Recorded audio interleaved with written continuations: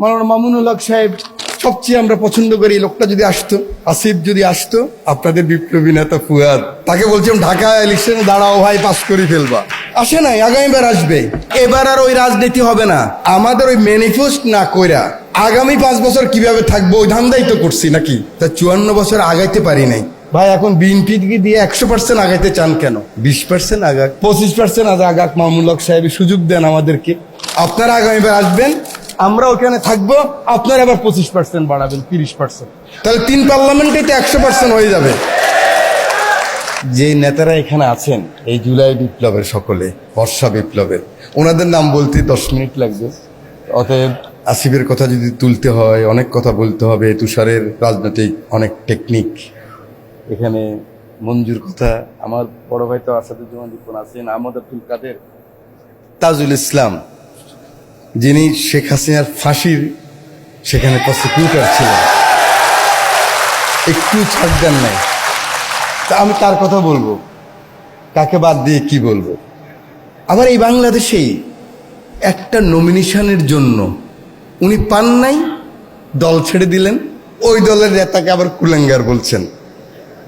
ওনারা জুলাই বিপ্লবের, এটাও মনে রাখতে হবে।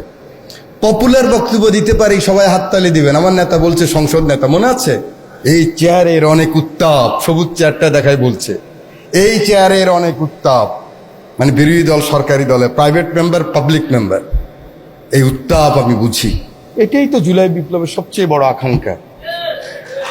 এই যে বোঝা, ফ্যাসিস্ট হওয়া যাবে না, বোঝা ক্ষমতা আঁকড়ায় থাকা যাবে না, বোঝা ওই যে শহীদের বাবা এখন নাকি বস্তিতে থাকে।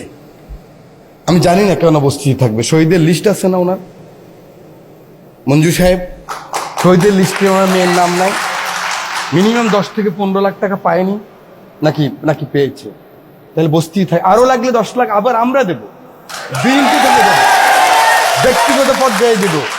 কিন্তু কেন উনি বস্তিতে থাকবে? এই প্রশ্ন আপনারা এই পাবলিক হাততালি না দিয়ে আমাদেরকে বলতে পারেন।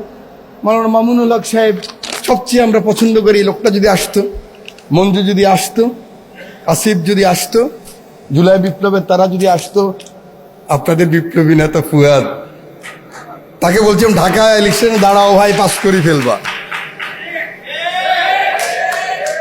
আসে নাই, আগামীবার আসবে।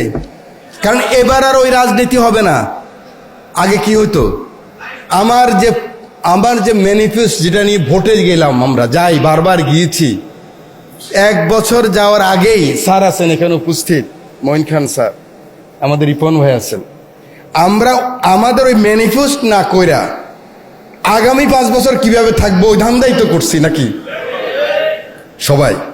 তা 54 বছর আগাইতে পারি নাই ভাই। এখন বিএনপি দিয়ে 100% আগাইতে চান কেন? 20% আগাক, 25% আগাক। মামুনুল হক সাহেব সুযোগ দেন আমাদেরকে।